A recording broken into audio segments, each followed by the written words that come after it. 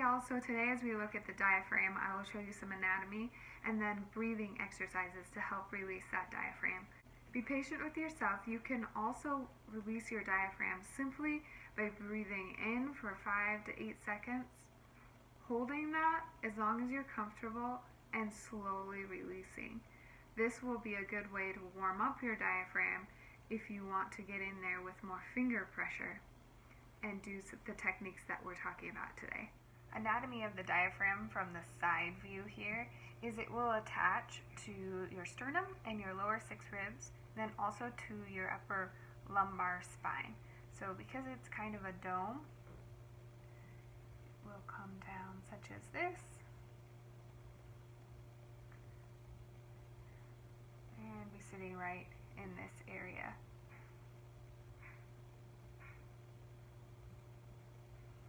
Your diaphragm separates your thoracic cavity from your abdominal cavity.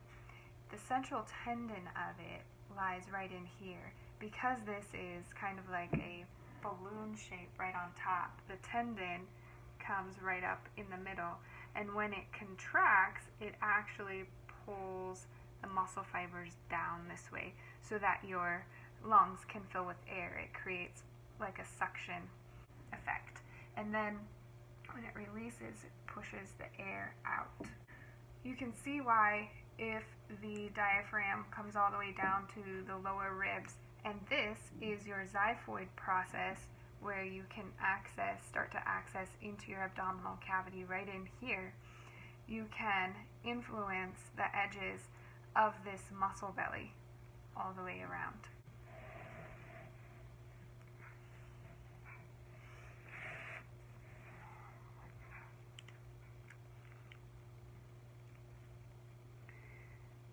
Here we have a cross section of the diaphragm looking up towards your head. So this would be the rib cage right here, and this is your lumbar spine right here. We have your psoas and your QL, your quadratus lumborum, on either side here. So if we're looking up at the diaphragm, and it's this big balloon muscle that's filling this cavity, separating the lower from the upper, we have the central tendon in this area with most of the muscle fibers around it, such as in here.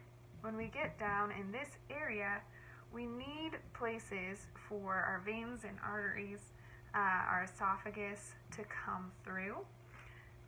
So the vena cava foramen, the vena cava is right there, that comes through.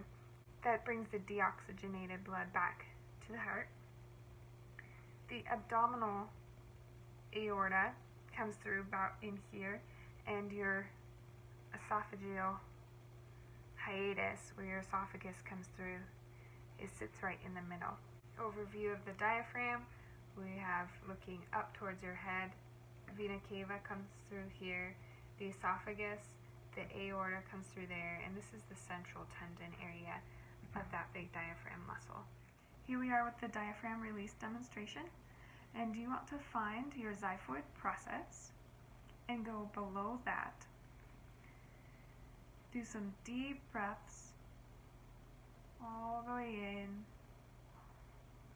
all the way out to get your diaphragm warmed up. Now you may feel a little bit shaky in your breath pushing through because your diaphragm is not used to expanding that far. Again, because it's a muscle, we have to get it used to allowing it to expand as far as it should.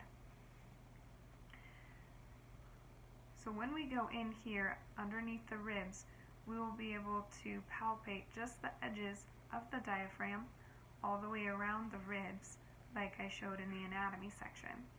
When you go in, you want to use your finger pads, press in and then back up into that diaphragm. We won't just sink straight into the abdomen. Okay, let's take a nice deep breath. All the way out.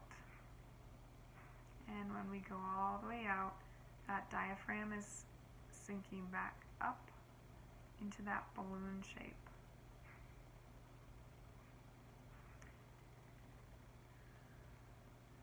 Sink in slowly, curling my fingers up under those ribs.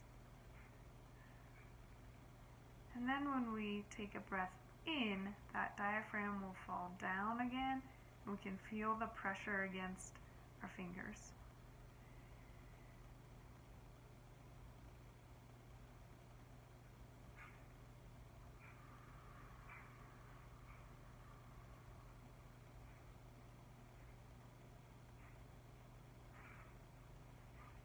Okay, I've deemed that enough in that spot, and I will just continue working my way down the outline of the ribs and do the same thing.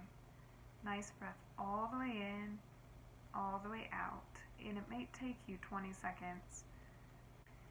Now you can go back up to that xiphoid process and work down the other side of the ribs here.